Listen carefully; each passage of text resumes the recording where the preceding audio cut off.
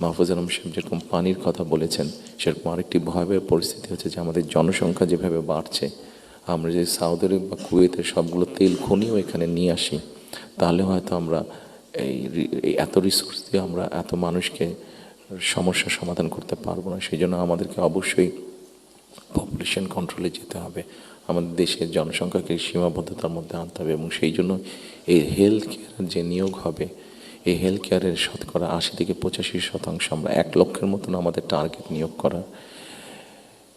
এই হেলথ কেয়ারের 80 থেকে 85% আমরা নারী কর্মীকে নিয়োগ করতে চাই, যাতে নারী কর্মীরা গিয়ে ঘরে ঘরে বোঝাতে সক্ষম হন যে কী জন্য প্রয়োজন হাইজিন মেনটেন করা এবং পরিবারকে সুস্থ রাখা, অ্যাট দ্য সেম টাইম পরিবারকে একটি রিজনেবল সাইজের মধ্যে রাখা পরিবারের সদস্য সংখ্যা। ঠিক একইভাবে কৃষকের কথা আপনাদের সামনে বলেছি, যেই বিষয়টি আমি আপনাদের সামনে একটু আগে উল্লেখ করেছিলাম সম্মানিত উপস্থিতিবৃন্দ, সেটি হচ্ছে যে বিরাট এক তরুণ সমাজের সদস্য আমাদের আছেন। এই তরুণ সমাজের সদস্যদেরকে, সেটি গ্রামে হোক সেটি শহরে হোক, বিভিন্ন জনের বিভিন্ন কোয়ালিফিকেশন বা শিক্ষা ব্যাকগ্রাউন্ড আছে, সেটার উপরে বেস করে আমরা ভোকেশনাল টেকনোলজিক্যাল ইনস্টিটিউশনকে আমরা মডার্নাইজ করতে চাই। আমাদের ভোকেশনাল এবং টেকনোলজিক্যাল ইনস্টিটিউশন যেগুলো আছে সেগুলোর মধ্যে প্রায় 200-250 মতন সাবজেক্ট আছে যেগুলোর এত প্রয়োজন নেই আমাদের। আমরা এর মধ্যে কিছু কাজ করেছি, প্রাইমারি কাজ করেছি, যে নর্মালি যেসব দেশে আমাদের মানুষ যেতে পারবে বা পারে, যেমন তার একটা বড় অংশ হচ্ছে মিডল ইস্ট, সেখানে কী কী কাজের স্কোপ আছে আগামী 5 থেকে 10 বছর। একটি বড় মার্কেট হচ্ছে মানুষ যাবার জন্য, দেশ থেকে স্কিল শ্রমিক যাওয়ার মতন একটি বড় মার্কেট আস্তে আস্তে তৈরি হচ্ছে জাপানে, আস্তে আস্তে তৈরি হচ্ছে ইউরোপে, ইভেন চায়নাতেও তৈরি হচ্ছে। আমরা মোটামুটিভাবে একটি অ্যানালাইসিস করে দেখি যে কী কী ধরনের মানুষ এখানে যেতে পারে, সেটার উপরে বেস করে আমরা আমাদের ভোকেশনাল ইনস্টিটিউটগুলোকে আমরা সেইভাবে মডার্নাইজ করতে চাইছি। আপনারা নিশ্চয়ই খেয়াল করেছেন, যেহেতু আপনারা সংবাদ কর্মী, আপনারা নিশ্চয়ই খেয়াল করেছেন গত কয়েকদিনে আমার সাথে বেশ কিছু বিদেশি ডিপ্লোমেট দেখা করেছেন। ওনাদের মধ্যে যে সকল দেশগুলো এই ভোকেশনাল এবং টেকনিক্যাল ইনস্টিটিউশনে ওনারা অনেক ডেভেলপ, তাদেরকে আমরা বলেছি যে আপনাদেরকে এই সহযোগিতা করতে হবে। ওনারা খুশি মনে আমাদেরকে বলেছেন যে ওনারা এই ব্যাপারে সহযোগিতা করবেন।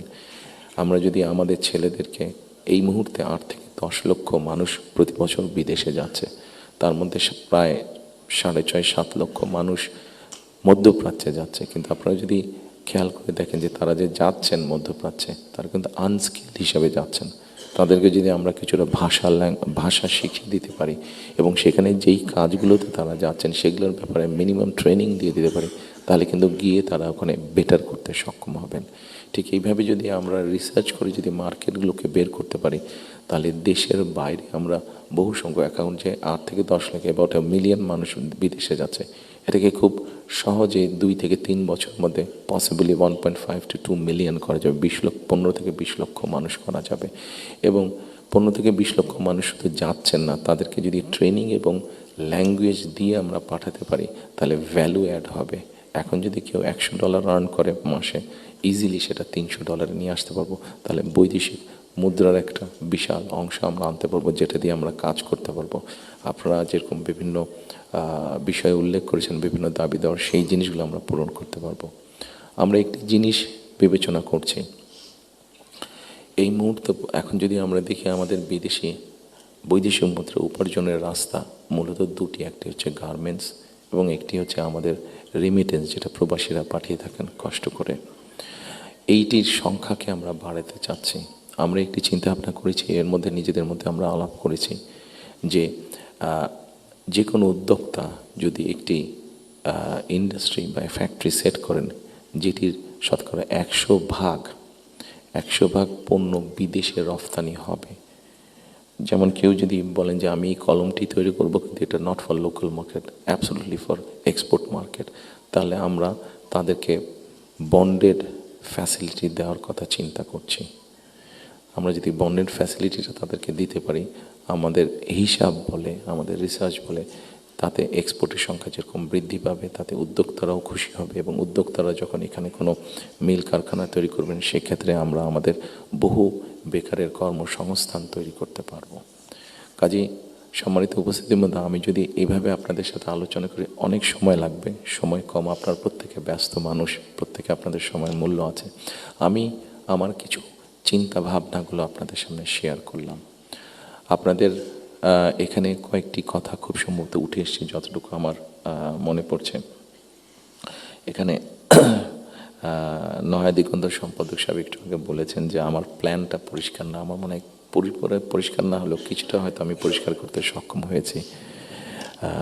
আরও কিছু প্ল্যান আছে আমাদের, যেমন কর্মসংস্থানের ক্ষেত্রে আরেকটি প্ল্যানের কথা আপনাদেরকে উল্লেখ করি। যেমন আইটি সেক্টরে আমাদের অনেক ইয়াং ছেলে মেয়ে আছে যারা আইটি সেক্টরে কাজ করছেন। আমরা স্বৈরাচারের সময় দেখেছি বাংলাদেশের বিভিন্ন জায়গায় আইটি পার্কের নামে কতগুলা বড় বড় বিল্ডিং তৈরি করা হয়েছে, কিন্তু এখনই আমি কিছু পত্রিকার পাতায় নিউজ দেখেছি, গত 2-1 বছর আগেও নিউজ দেখেছি, 2-3 বছর আগে নিউজ দেখেছি যে এই পার্কগুলো অনেক ক্ষেত্রে দেখা যাচ্ছে যে অসামাজিক কাজ হচ্ছে অথবা সেখানে কমিউনিটি সেন্টার হচ্ছে, অর্থাৎ আইটি পার্ক বলতে যাবো যে তার বিন্দু কোনো কিছুই সেখানে নেই। প্রিয় সম্মানিত উপস্থিতিবৃন্দ, আমরা এই আইটি পার্কগুলোকে একটু ডিফারেন্টভাবে নিয়ে আসতে চাইছি। আমাদের বিভিন্ন জায়গায় যে এই আইটি পার্কগুলো আছে, এই আইটি পার্কগুলোকে আমরা ওই এলাকায় যদি আমরা বের করতে পারি, আমাদের তরুণ সমাজের কারা কারা আইটিতে কাজ করছেন, অনেকেই কাজ করছেন, কেউ কাজ করছেন ডাটা প্রসেসিংয়ে, কেউ কাজ করছেন হয়তো কোনো রকম ডিজাইনিংয়ে, কেউ কাজ করছেন হয়তো অনলাইন শপিংয়ের, শপিং মানে অনলাইন ট্রেড করছেন অনেকে। আমাদের একটা চিন্তা ভাবনা আছে যে এই মানুষগুলোকে একত্রিত করে আমরা ওই আইটি পার্কগুলোকে ফ্রি ওয়াইফাই দেবো এবং তাদেরকে ছোট ছোট স্পেস করে তাদেরকে অফিস করে দেবো। এখন হয়তো তারা হলে যারা থাকছেন, যদি স্টুডেন্ট হয়ে থাকেন হলে বিছানার উপরে কাজ করছে, তাহলে মেসে থাকলে মেসের ওই ছোট্ট কোনায় কাজ করছে, অথবা বাসায় থাকলে হয়তো বিছানার উপরে বসে কাজ করছে, অথবা ছোট্ট একটা টেবিল চেয়ার নিয়ে কাজ করছে। কিন্তু আমরা যদি তাদেরকে একটা স্পেস করে দিতে পারি তাহলে কিন্তু তারা তাদের বিজনেসটা অনেক ফ্লরিশ করতে পারবে এবং স্বাভাবিকভাবে তার বিজনেস যখন ফ্লরিশ হবে সে তখন আরও হয়তো তার মতন আরও কয়েকজনকে একসাথে নিয়ে আরও একটু বড় কোম্পানি করবে। অর্থাৎ এই সবগুলো সম্ভাবনার কথা বলছি এবং এই সম্ভাবনার কথাগুলো অবাস্তব নাই। আমরা চেষ্টা করলে এই সম্ভাবনাগুলোকে আমরা বাস্তব রূপ দিতে পারবো। ঠিক একইভাবে আজকাল ফেসবুকে গেলে অথবা টিকটকে গেলে আমরা দেখি আমাদের তরুণ সমাজের সদস্যরা অনেকে অনেক প্রতিভাবান, বিভিন্ন রকম কন্টেন্ট তারা মেক করছেন।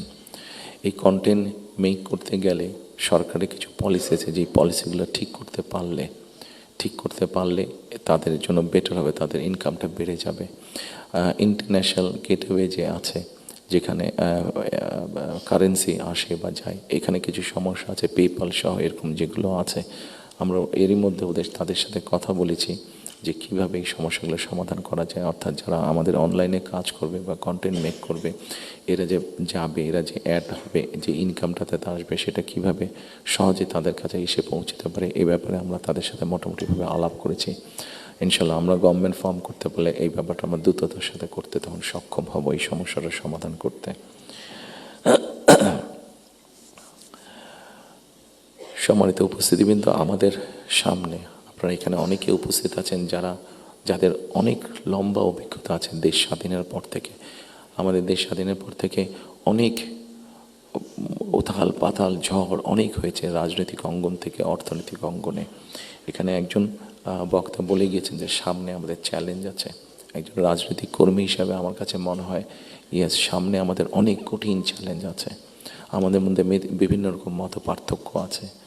একজন রাজনৈতিক কর্মী হিসাবে আজকে আপনাদের কাছে এবং আপনাদের মাধ্যমে সকল রাজনৈতিক দলের সদস্যদের কাছে, সামগ্রিকভাবে সমাজের সকল মানুষের কাছে আমি একটি বিনীত আহ্বান রাখতে চাই যে আমাদের বিভিন্ন মত পার্থক্যগুলো নিয়ে যাতে আমরা আলোচনা করতে পারি, আলাপ করতে পারি।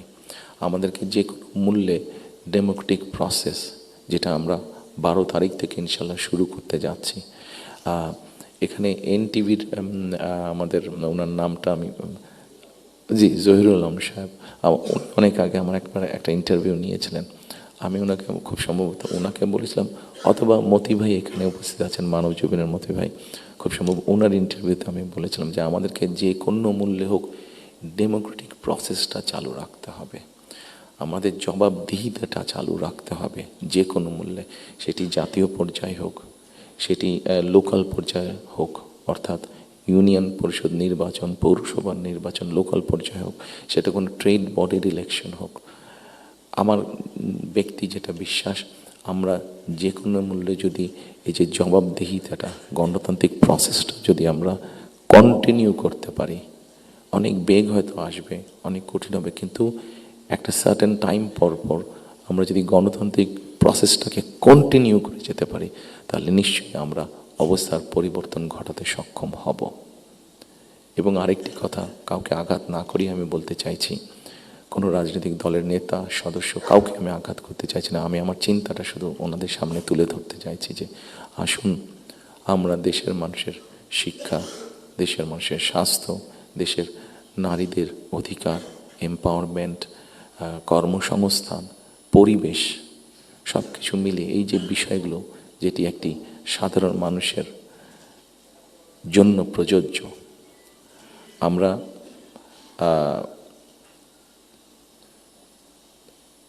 অনেক দিন ধরে আমরা শব্দটা কি আমাদের রিফর্ম, শব্দটা মনে করতে পারি, সংস্কার, রিফর্ম, যেই বিষয়গুলি নিয়ে আমরা আলোচনা করেছি, আপনারা যদি একটু খেয়াল করে দেখেন, এই রিফর্মের আমার কাছে মনে হয়েছে যে 3টি পার্ট আছে। একটি হচ্ছে সাংবিধানিক পার্ট, একটি হচ্ছে আইনগত পার্ট, এবং আরেকটি হচ্ছে মানুষের প্রতিদিনের জীবনযাত্রা, নিরাপত্তা, তাদের সিকিউরিটি, সব কিছু নিয়ে একটি পার্ট আছে। আমরা সাংবিধানিক বিষয় নিয়ে আলোচনা করেছি, আইনগত বিষয় নিয়ে আলোচনা করেছি। আমার মনে হয় মানুষের প্রতিদিনকার প্রত্যেকটি মানুষ, সকল সমাজের প্রত্যেকটি শ্রেণী পেশার মানুষ, তাদের প্রতিদিনকার যে চাওয়া পাওয়াগুলা, প্রয়োজনগুলো, সেটা নিয়ে বোধহয় আমরা আলাপ আলোচনা একটু কম করেছি। আমার কাছে মনে হয় সেই বিষয়গুলি নিয়ে বোধহয় আলোচনা করা উচিত। সেই বিষয়গুলি নিয়ে বোধহয় প্রত্যেকটি রাজনৈতিক দলের আলোচনা করা উচিত। আমরা শুধু রাজনৈতিক বিষয় নিয়ে সেমিনার করছি, সিম্পোজিয়াম করছি, আলোচনা করছি, তর্ক বিতর্ক করছি, অবশ্যই ওগুলো প্রয়োজন আছে, কিন্তু অ্যাট দ্য সেম টাইম আমরা যদি মানুষের প্রতিদিনকার তার চিকিৎসা ব্যবস্থা কী হবে, তার কর্মসংস্থান কী হবে, তার পরিবারের সন্তানদের শিক্ষা ব্যবস্থা কী হবে, তার রাস্তায় বের হলে নিরাপদে সে ফিরে আসতে পারবে কি না, এইরকম বিষয় যেগুলো আছে, এই বিষয়গুলো নিয়েও বোধহয় আমাদের আলোচনা আরও একটু বেশি হওয়া উচিত। এই বিষয়গুলো নিয়ে বোধহয় আমাদের প্ল্যান প্রোগ্রাম আরও একটু বেশি হওয়া উচিত। এই পলিসিগুলো নিয়ে বোধহয় আমাদের চিন্তাভাবনা আরও একটু বেশি হওয়া উচিত। সম্মানিত উপস্থিতিবৃন্দ, সামনে নির্বাচন, আমি একটি রাজনৈতিক দলের সদস্য। স্বাভাবিকভাবেই আমরা 22 তারিখ থেকে আমাদের সকল রকম পরিকল্পনা নিয়ে জনগণের সামনে যাব। আপনারা যারা আজকে কষ্ট করে আমাদের আমন্ত্রণে এখানে এসেছেন, আবারও আপনাদেরকে আমি আমার এবং আমার দলের পক্ষ থেকে আন্তরিক ধন্যবাদ জানাতে চাই। একই সাথে আমরা ইনশাল্লাহ দেশের মানুষের সমর্থন নিয়ে সরকার গঠনে সক্ষম হলে যাতে আপনাদের